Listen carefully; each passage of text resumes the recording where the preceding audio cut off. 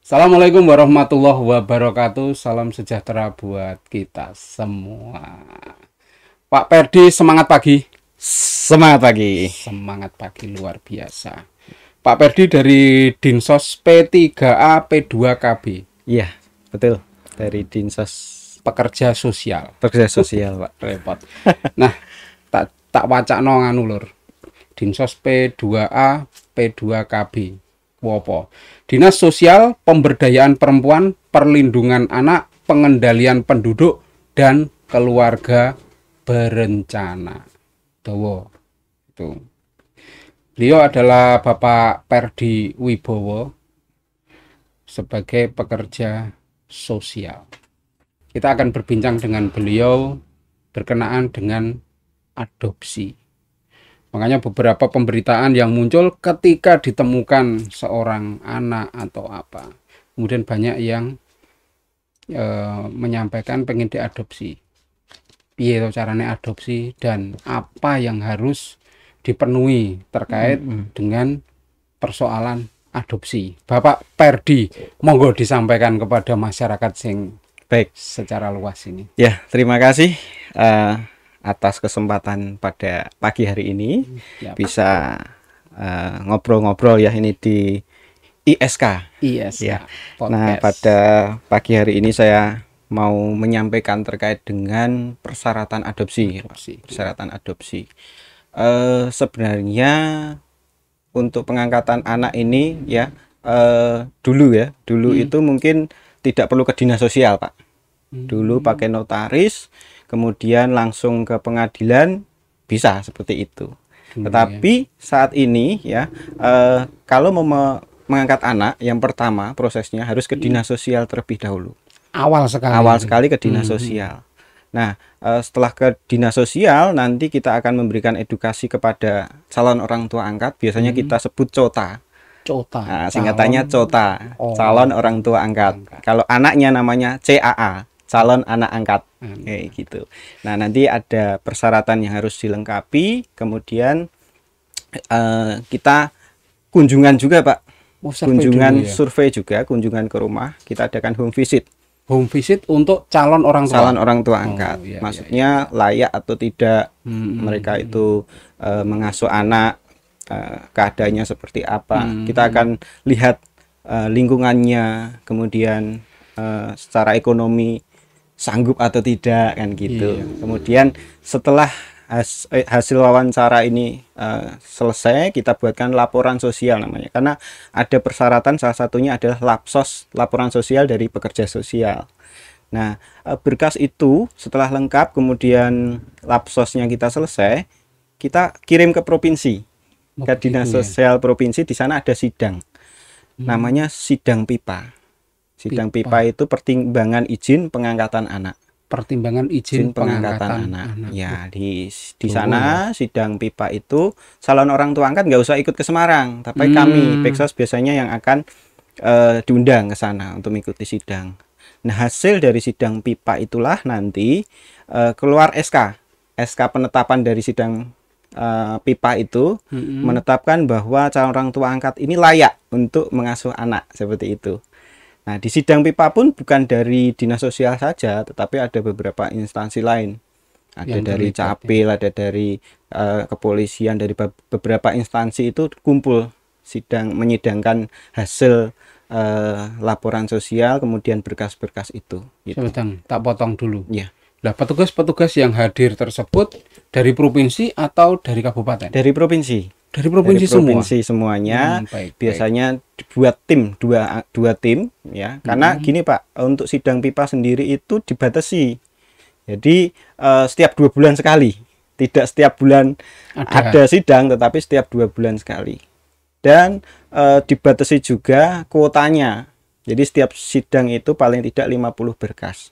Nah, sekarang kalau setiap kabupaten saja ngirim 5, ya kan, sedangkan kita di Jawa Tengah ada 34 ya kabupaten ya, kota. Itu kan perlu waktu lama. Yang biasanya agak lama itu ya di situ, di sidang PIPA itu. Dan ini prinsip pengangkatan anak ini sebenarnya untuk kepentingan terbaik bagi anak. Kadang ada namanya orang Jawa ya Pak ya. Ngangkat anak itu dinggo pancingan gitu kan.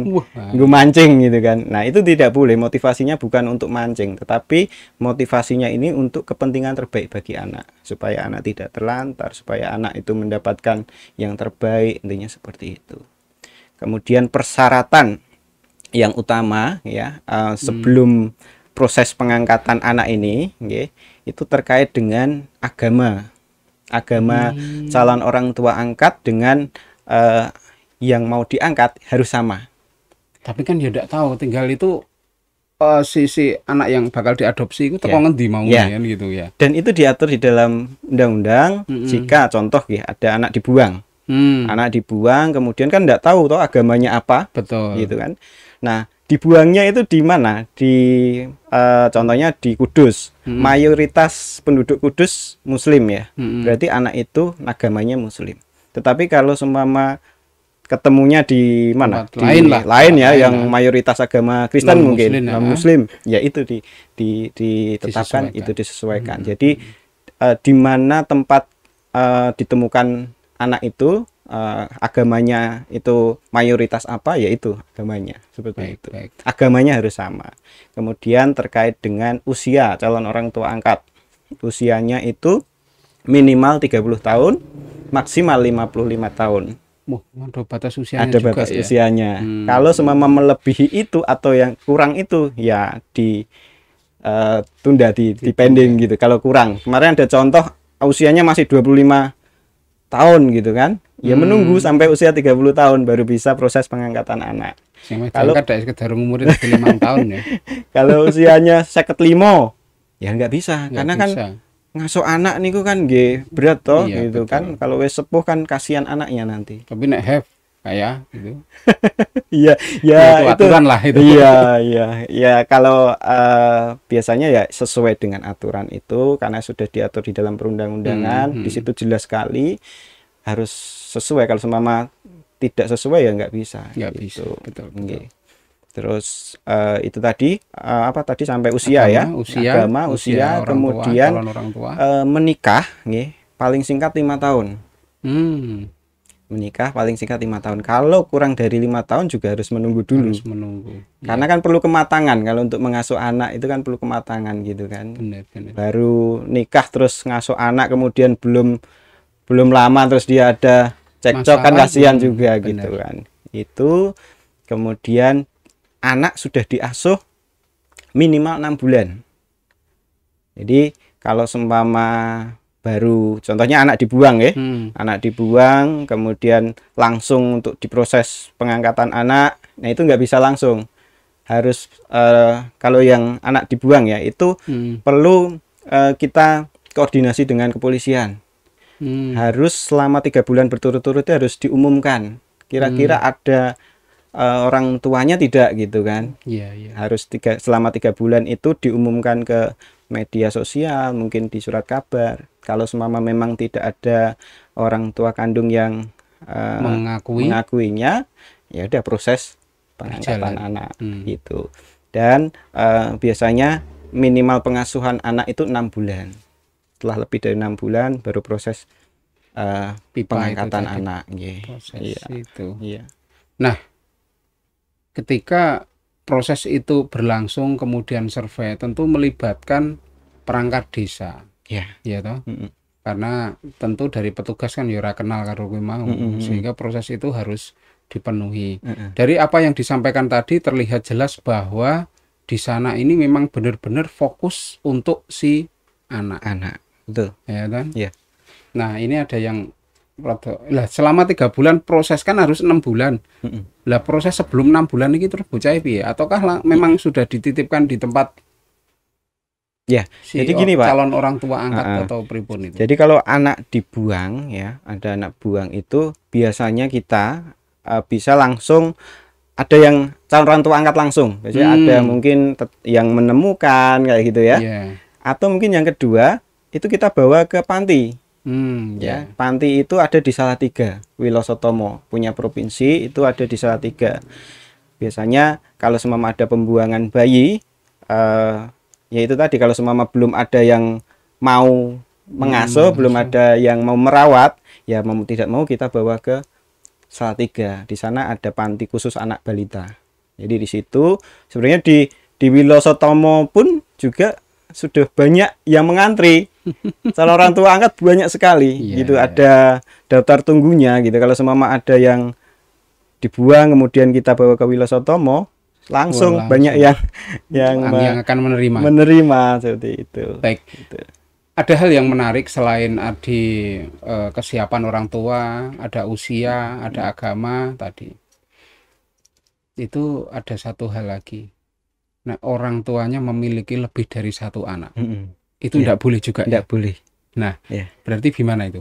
Ya, yang kita sampaikan di awal ya, biasa edukasi ke calon orang tua angkat gitu, bahwa kalau mengangkat anak kemudian dia sudah punya anak satu contohnya itu, tetapi kalau anak satunya itu sudah besar ya, sudah dewasa lah, maksudnya usianya itu bukan usia anak, sebenarnya bisa Pak.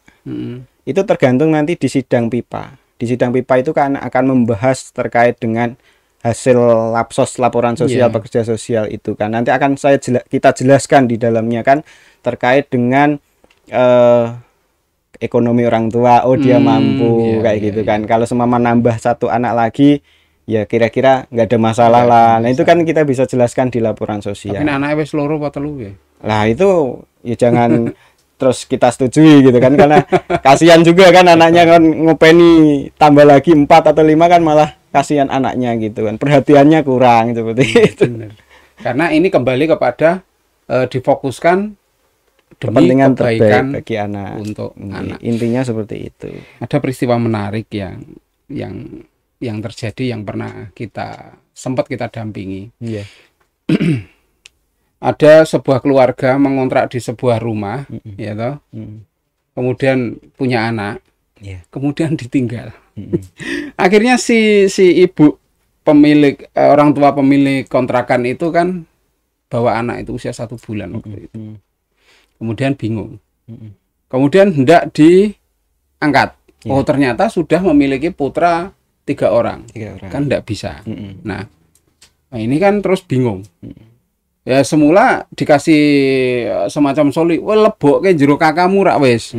Lah waktu itu ketika kita diskusi saya bilang kalau dia dimasukkan ke dalam kakak, sementara saudara-saudaranya kan tahu dia bukan anaknya. Betul. Itu di kemudian hari mesti ada persoalan kaitannya dengan waris.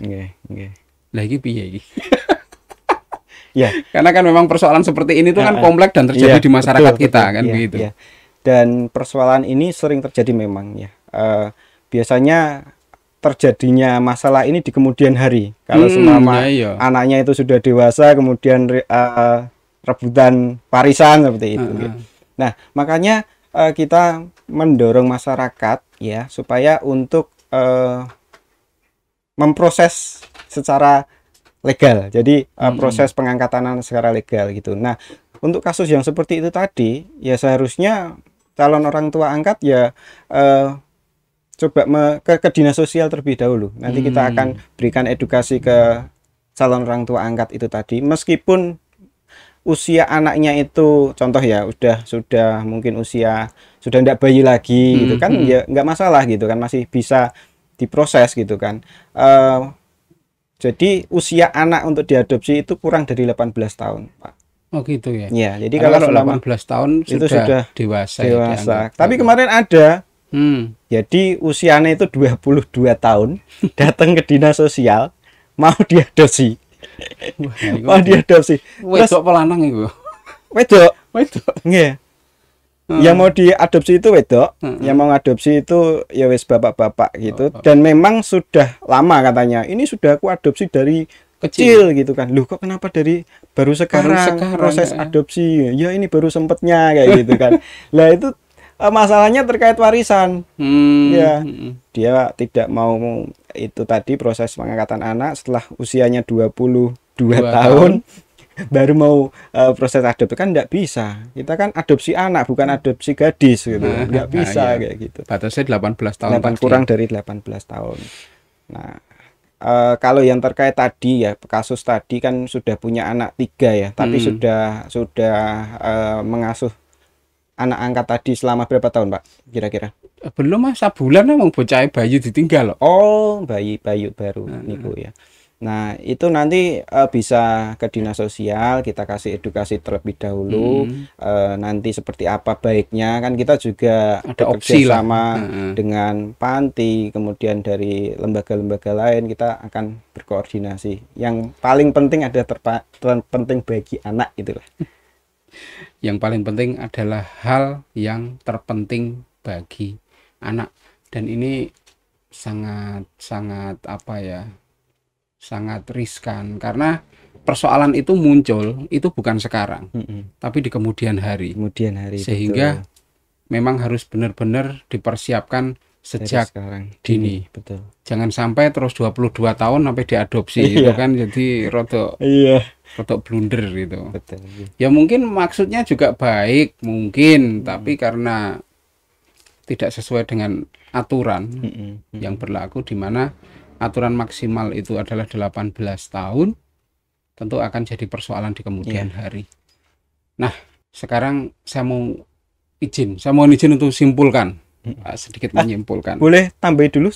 Monggo disimpulkan. Terkait dengan proses pengangkatan anak ini, mungkin banyak yang masyarakat yang takut, wah, ini ngadopsi anak, kok bayarnya akeh gitu, larang gitu kan. Nah, ini rumor di masyarakat begitu. Ini juga harus disampaikan ke masyarakat supaya masyarakat juga tahu bahwa proses pengangkatan adopsi anak ini gratis. Jadi tidak ada biaya yang di dinas sosial ya. Dinas sosial tidak ada pungutan atau apapun itu gitu kan. Paling nanti bayar itu biaya di sidang.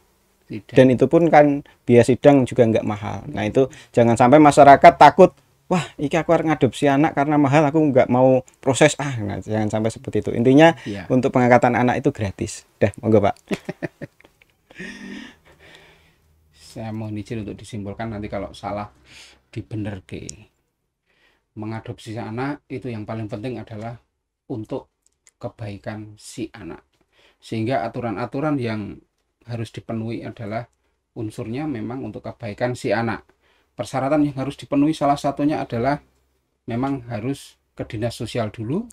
Di sana nanti akan diberikan penjelasan yang lebih rinci. Salah satunya yang harus dipenuhi adalah satu, bahwa keluarga memiliki kemampuan. Kemudian ada usianya itu untuk yang paling muda adalah 30 tahun, kemudian yang paling tua adalah 55 tahun.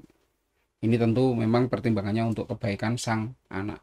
Kemudian masalah agama. Agama memang disesuaikan dengan ketika sudah diketahui itu orang tuanya beragama apa, yang mengadopsi idealnya adalah orang yang memiliki agama yang sama. Ketika anak tersebut dibuang dan di daerah itu mayoritas beragama apa, ya sebaiknya yang mengadopsi sesuai dengan mayoritas di tempat ditemukannya anak.